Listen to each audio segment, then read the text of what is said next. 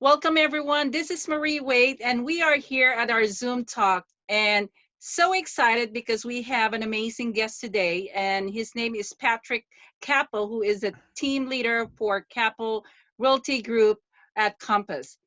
Uh, Patrick, how are you doing? Hey Maria, I'm doing great. How are you doing today?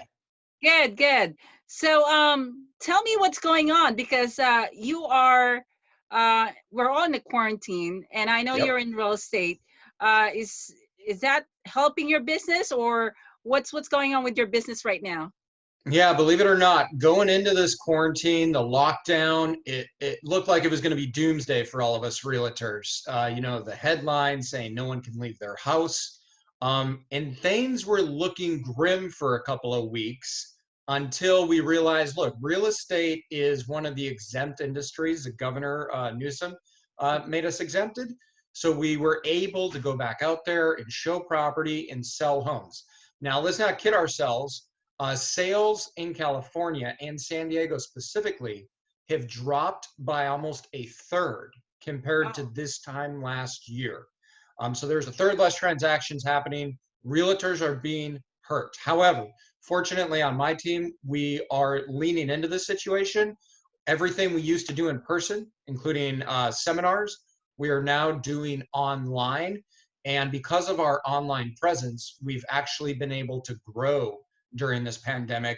And to our surprise, sales are actually up this year compared to last year for our team. Wow, congratulations. That's awesome. And I've been hearing also from other real estate brokers and real estate agents that it's been very busy for them too, which is good. People think that market is going to go crash, but obviously people are smarter than that, and they're moving forward and they're doing more real estate transactions than ever. Yeah, look, first of all, the market's not going to crash. Not in San Diego. There's Okay. just no economic reason why it would crash. And these days, I relate real estate to toilet paper for one reason and one reason only. Okay. When the pandemic hit, what happened to toilet paper?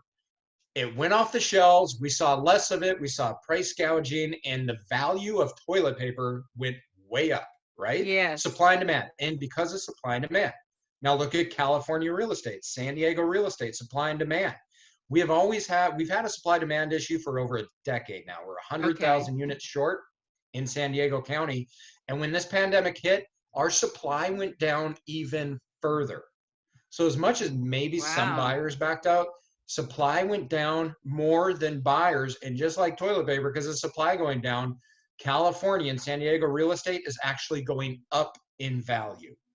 We expected a 4 to 5% rise in prices Oh this my year. gosh. Prices are going up more along the lines of 1 to 2% this year. But real estate's one of those commodities that even during a pandemic, like toilet paper, it is going up in value due to supply and demand. Wow. That's amazing. Yeah, Well, we're not before I get further with the real estate market, I wanted to let people know about you too. I mean, how long have you been in real estate, sure. Patrick? Did you hear me? So Oh, I've been in real estate now since 2008. That's when I went out and bought my first property, a property I still own today. And since then, I've made a practice out of buying a property every couple of years or so. I'm picking that up now and buying something every year. But as of next month, I'll own 7 properties here in San Diego. So wow. 12 years I've been in real estate, started out on the investment side as an investor myself. I started to quickly learn how my wealth was growing faster through real estate than it ever could in a job or a 401k. So I Okay. decided to get out of the Navy. I was serving in the Navy for just over a decade, Wow. and I made real estate a full-time profession working in brokerage. I started out as a solo guy, just me, myself, and I working in brokerage. And in the last few years, I've grown a team now of 10 agents. We've closed a little over 150 some units in Oh just the my last gosh. 30 months. This year alone, in the first 5 months, we've sold about $25 million in real estate. So I got to tell you, year over year, we're doubling. We're doubling our sales Yeah. year over year. I attribute that to multiple things. One of the largest, though, being my team.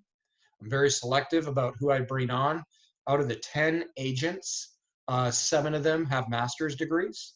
And Okay. for the most part, those are master's degrees in finance and or real estate. And I've also made a practice out of recruiting veterans. So half of my team is military veterans. And with that, I always tell my agents that we don't sell real estate, we educate clients. And by educating clients and teaching them what we've done ourselves to build wealth, our clients want to likewise build wealth by owning real estate. That's amazing. So what I'm hearing is that your group of agents are very well educated. And They are. Yep. is that something that you recommend people before getting into real estate, is to really be well established in terms of education before they get into real estate? Look, and education can help you no matter what industry you're in, Hmm. real estate included. And real estate, though, and education can give you a couple of wild cards, specifically if the education is based on finance or real estate. It puts you in a position to better educate your clients. That doesn't mean you need a college education. There's a lot of ways to self-educate yourself and learn outside of college. That said, the one wild card that having gone to a university can give a person is a network. And Hmm. we all know that in real estate, your network determines largely how much you're going to make or not make. Now, Okay. some people get out there and they bootstrap it and they spend a few years building a network. And trust me, I did that to an extent to build my network even larger. But it is beneficial, the fact that, again, 7 out of 10 agents on my team have been to 2 different schools because they got an undergrad and a graduate, and they have that network of likewise college educated folks that they're helping buy real estate. But again, college degree is not required, but it does Okay. help. Mhm. Okay. So let me ask you, because there's so many real estate companies out there, and what specific qualities that you guys have in your company that is more attractive than the other Oh, brokerage? Compass. Oh my. So Yes. Compass, I knew it was great going into it. I didn't know how great it was though until I spent a few months in Compass. I project that 5, 10 years from now, there's not going to be a lot of brokerages, but Compass will be one of them. What is great about it is at the end of the day, Compass is a tech firm. It's backed by more money, I think about around $1 billion in tech VC capital. Uh-huh. So because it's backed by all the tech capital, Compass has made a practice out of recruiting talent from the tech industry. Google, Facebook, Amazon, Microsoft. That's where a lot of the staff members, not agents, but staff members at Compass come from. Okay. That said, they provide us agents with a wide landscape of marketing material, CRM information, marketing databases, and it's all at our fingertips. So instead of having to hire a marketing assistant, or instead of being my own marketing assistant, Uh-huh. they have marketing teams at Compass that provide us with all the marketing material. For me to advertise it, it's as easy as clicking a few buttons to send Okay. that technology and that marketing material out to my clients. Other than that, culture. I mean, a company's going to die or strive based on its culture. Mm-hmm. And Compass has made a business model out of it appears to be going into a marketplace, recruiting the top 10% of all agents in that marketplace, Okay. and growing business that way. So you're just surrounded by greatness whenever you're in a Compass office. Wow. What about the training? I mean, it looks like the company has a very good technical aspect of the business. What about the training part of It it? does. And the training is primarily online, which we're learning in this day and age Okay. of COVID Yes. 19 is more important than ever before.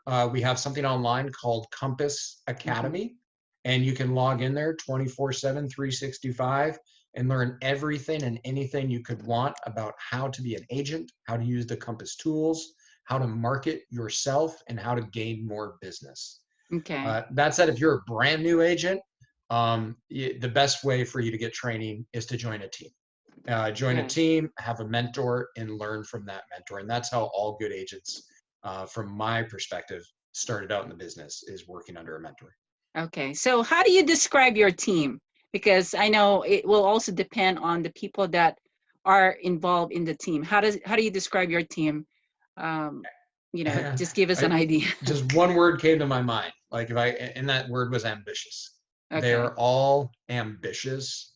They're all go-getters. If you're not ambitious, you will not make it in this business. That is, everyone knows that. You must be your own boss. You must be disciplined. But if I sum them up in one word, it's ambitious. Ambitious for knowledge, ambitious for business, ambitious to help people, ambitious to learn. They are an ambitious team of folks. Okay. Now, how do you compete with the companies that are selling the house online, where they wanted to eliminate agents and brokers? Yeah. So how do we compete with them? We do so by providing a better and a bigger and a deeper level of service. So Okay. what do I mean by that? Most businesses out there want one thing, and that is your money. And it doesn't matter if they're selling ice cream, selling cars, or selling homes, they want your money. On my team, we want your trust. We want your loyalty. We want a lifetime client. With that, we have focused our business on not gimmicks, not on anything flashy or one-liners, but we focused our business on educating the client. I dare you to go out there and find an online sales website that is going to teach you about real estate taxation, teach you about real estate finance, teach you about the economic conditions of the real estate market you're buying and selling in before that client, before that agent even asks you to sign anything on the dotted line. Okay. We teach. We Okay, don't so sell. because sometimes people will just go straight online because of the price, because Mhm. some of these deals, they're saying that no commission for the agents, they get a better deal by buying the homes. And how do you explain that to people that that's not the way to go? Yeah, so trust me, they're making their money out of you one way or another. If they're saying, hey, zero commission or 1% commission, that might be so, but they're getting the money out of you a different way. And that's just business 101. Every business is going to get money out of you one way or another. Some will do it honestly and tell you exactly how that money is being paid, and some will do it dishonestly and through bait and switch type of tactics and smoke and mirrors, they'll get the money from you in a different way. So a lot of these online platforms that are saying, hey, we'll buy your house guaranteed, or we will not even have to market your offer, here's a cash offer, or we're going to charge a 0% commission or 1% commission, trust me, you are going to sell your home pennies on the dollars. And you might be, as the sound goes, don't step over dollars to get to pennies. Okay. And you will sell your home for less if you are going for a gimmick such as your home sold guaranteed, or we will buy your home, or all cash offer within 24 hours. You're probably getting a very, very low ball offer because that broker is going to make money off the discount they buy your home for, and then they're going to turn around and sell it. Yeah. You know what I learned? I attended this event. It was a real estate training event. And what I learned is that when people actually sell their homes through online with some of these big online companies, is they actually hurt the market more than anything because they drop the price for the neighborhood, and it's not going to help them in the long term. I mean, do you Okay. agree with that? Absolutely. Anything you do online, look, your home is your biggest financial investment of your lifetime for the majority of people. And I like to relate it to health. If I needed to have heart surgery or anything major done to me, would I go with the cheapest doctor? Would I go with the doctor that says, I guarantee that you will live through my surgery or I'll give you your money back? Sounds a little scary. Yeah. I would seek out the doctor that is going to educate me as much as possible prior to that surgery, the doctor that has nothing but positive reviews. That said, too, the doctor that is fairly priced. And on my team, we don't overprice anyone. When we sell and list property, we charge market rate. We don't charge less. We don't charge more. We charge market rate. And as Okay. you know, when you're helping a buyer buy property, buyers don't even pay a commission. That's all coming from the Okay. sellers. Well, I also am aware that there's a lot of multiple offers going on in San Oh yeah. Diego. Yep. Now, how do you guys compete with that? How do you make the best negotiation for your clients? It's, in my opinion, it's about two things. The presentation of the offer and the communication of the agent. If any of Okay. those are the most important, it's communication. It was one word because the presentation of the offer is communicating. Mm-hmm. So my agents, I have trained them to work with other agents, not against other agents. Okay. As we present offers and go through an escrow, it's all about working collaboratively with the other agent. And yeah, our fiduciary duty is to our client, and it Mm-hmm. always will be. But as soon as we see a property and we have any interest in it, we call the client. Call the agent, email the agent. A lot of times I see offers that are very similar, and the one that gets accepted is the one that has the agent, the buyer that has the agent representing them, that has done the best job at communicating to the seller's agent. Additionally, within our offer, we include a few things that a lot of agents include these days, and Mm-hmm. that is a personal letter from the buyer to the seller with a photo of them, their story, to kind of pull at the heartstrings of that seller. We also write our offers very competitively. And I always like to say that price is not the only lever arm that you have in an offer to make it competitive. We shorten contingencies quite often. As you know, the standard California offer has a 17-day inspection contingency. You and I both know that you can knock out all your inspections in 10 days. You don't need Yes. 17. I typically write mine with a 14-day inspection Okay. contingency, just to give it a little edge. I see. So does it matter to you when you're looking at multiple offers? Does it matter who the agent is representing the client because of Absolutely. looking at the success of your transaction? Does that matter? Absolutely. And that's why when you're a buyer, it's important you have a good agent representing you, a good local agent, Mm-hmm. because every seller's agent is going to look at the offer and they're going to look at the agent representing that offer. Real estate's a small, tight knit community in every city. And most agents are going to know or at least have heard of each other. So they're going to ask themselves, what is the track record of this agent? Are they easy to deal with? Are they challenging to deal with? Are they bullies? Or are they good guys to work with? Mm-hmm. And we're also going to look at how many deals has that agent completed in the past? Are we going to have to hold the hand of the agent on the other side of the transaction throughout this entire thing? Yeah, that makes a big difference. What I don't look like, and this is important, I don't look necessarily at how long the agent's been in the business, because the agent could have been in the business for 20 years and have done 5 deals in the last 5 years. Does Okay. that make them good? No. Agent could have been in the business 2 or 3 years, and they and or the team they're on has done 30, 40, 50 deals in the last 12 months. So being in the business a long time doesn't make a person better than someone who's been in less. The repetition of doing continuous and constant business is what will make someone good.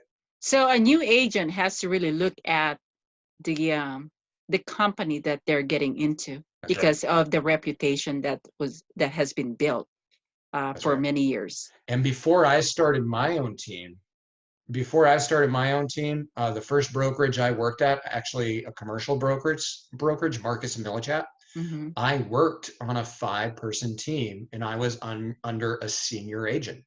His name was Aaron Bove. Great guy, does a lot of apartment transactions actually in San Diego. And I learned a lot from him. And as a young person new to the business, I could leverage the experience Mm-hmm. of the senior agent I worked under in order to help attract the business. And that's why I always advise a brand new agent, the best thing you can do is go out and join a team and have a mentor. I agree with that. I mean, I've had actually my own real estate company when I got into real estate, but I was already an experienced investor when I started my company. But working with about 50 agents and see them struggles with how they're running their marketing program, their business, it is difficult for a business owner to really be on top of everybody. But if you have a team leader within the company, it makes a big difference. It helps, kind of focus on each individual that's in the company and guide them accordingly. Absolutely. It's Yeah. tough to blaze a trail on your own when you're new and you're by yourself. As we say, teamwork makes a dream work. We learned that in the military. And as a good little case in point, I've got an agent on my team. She's been in real estate for a little over a year. Her name's Okay. Kelsey, and she was all on her own pretty much, without Okay. guidance and mentorship. Her first year, in 12 months, she did 5 transactions. Wow. This year, she joined my team and she took a pay cut. I told her, look, I can't give you the same commission you're getting on your own. You're going to have to get a lower commission. Yeah.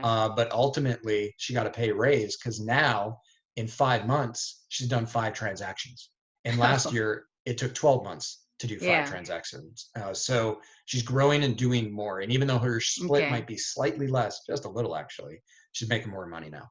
Okay. Well, that's good. Now, let me ask you this, since we're talking about San Diego market, Yeah. um, for an investor, what can you tell the investor in regards to our situation right now? Do you think it's good for them to really be aggressive about getting properties in San Diego, even though the situation is a little bit iffy?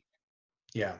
Look, I do a market real estate update for San Diego every 2 weeks. And your question deserves a 2 hour answer, and I can't give that right now. Okay. So I would encourage, because I don't like to tell people what I think, because the market doesn't care what I think.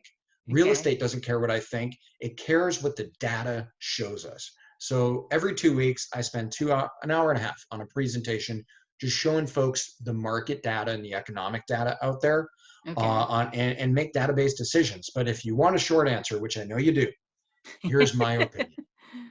Now is one of the best times to buy real estate in San Diego that I've seen in years. Okay. There's a little bit less competition out there amongst other investors because some investors are being fearful. Well, we all know what Warren Buffett said: when everyone's being fearful, be brave.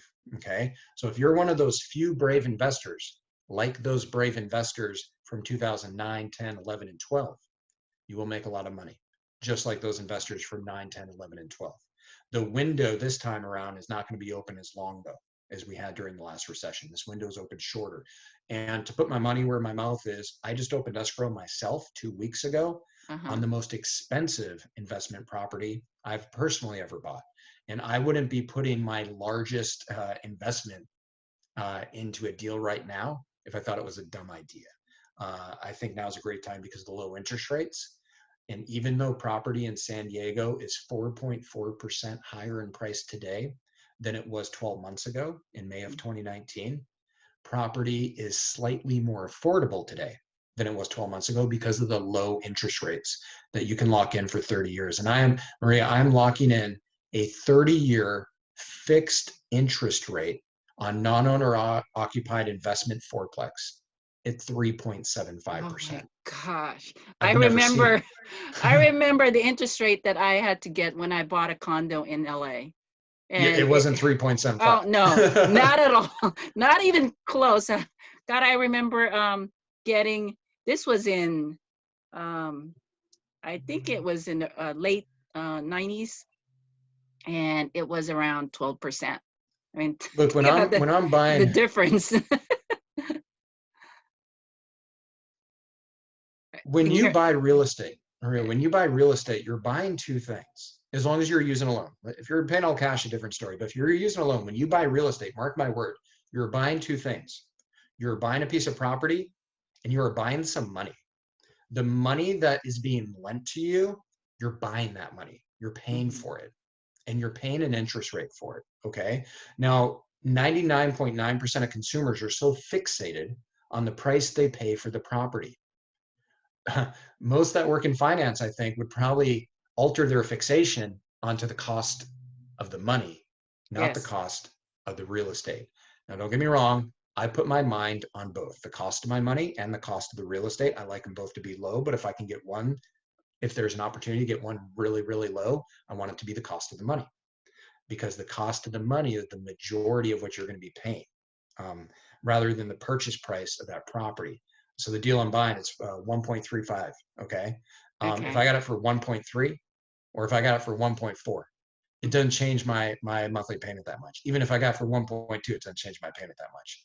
but getting an interest rate at 3.75 versus 4.75 Mm-hmm. or 5.75, which I would have gotten a year ago, and I probably would get a year from now, that changes my monthly payment extremely, more so than getting that property for 1.2 million. Mm-hmm. So when the mortgage markets are low, that's a buyer's market. That's the time to buy. And guess what? Mortgage markets are extremely low right now. Now, if you're, I just wanted to ask you this because I did have a question in the past where if you have a 30-year loan, Yeah. is it wiser to change it to a 15-year for an No. investment property? It's not wise for an investment, and it's not Okay. wise for your house. Okay. Okay. The reason is risk and reward.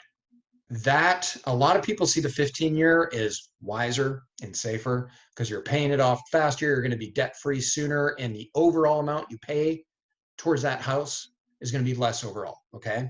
But Okay. let's look at this. When interest rates are below 6%, you could take that money you're saving from a 30-year mortgage, because we all know a 30-year mortgage, your monthly payment is much less than a Okay. 15-year mortgage. Yes. You could take that money that you're saving every month on a 30-year mortgage, put it in the S&P 500 index, and you will be far wealthier 30 years from now than had you done the 15.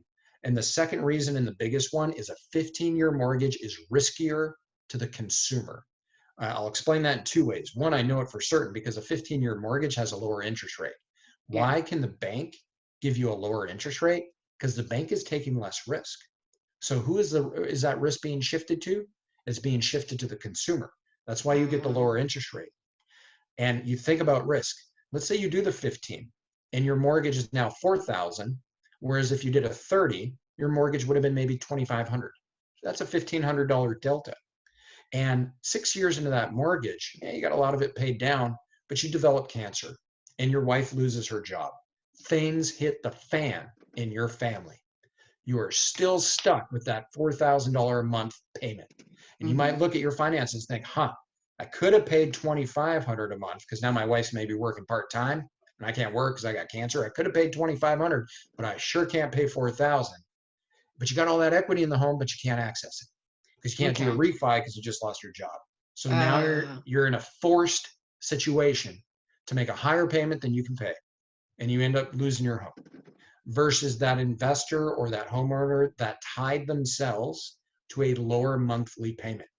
Now, you and I okay. both know if you take a 30-year and you can make extra payments towards principal, you can do it. Who cares? Mm-hmm. But you're not forced to if things go awry within your personal life. Okay. Have you heard of the strategy using the HELOC to pay off the mortgage? I remember attending this event where there was a speaker and he was talking about using HELOC to manage the money in, with the mortgage.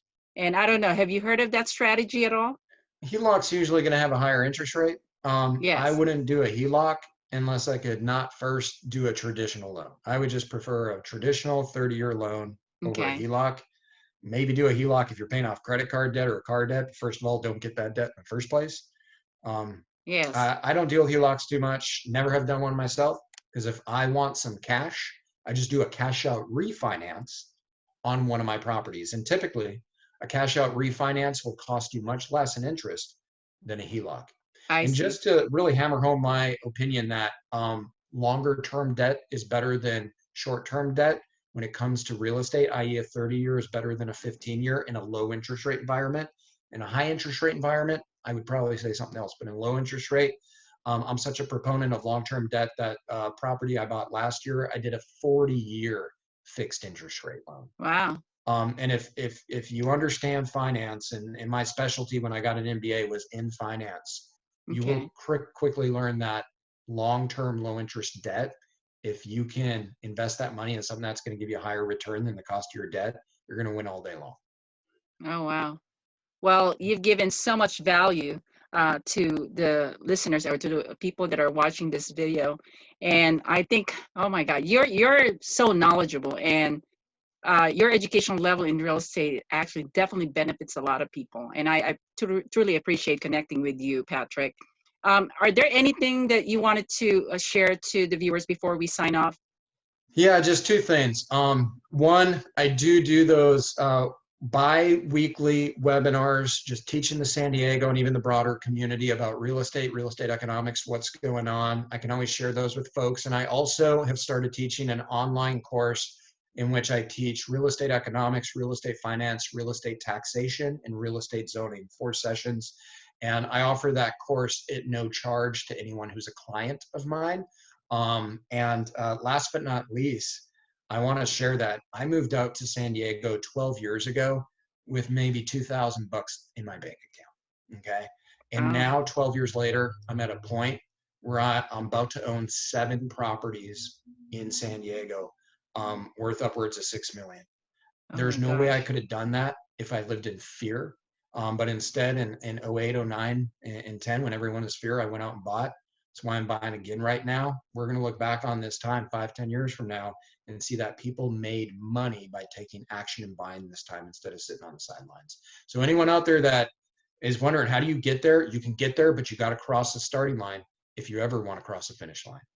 Okay. Now, so how do they get hold of you again? Yeah, you can reach out to me. My email is Patrick.Kappel, Kappel @compass.com. You could just Google my name, Patrick Kappel. And again, that's with a K, Appel. Or my phone number, 858-699-6817. Crazy I'm giving out that number, but that's my business line as well. I appreciate it though. Thank you so much for giving them more information how to get hold of you.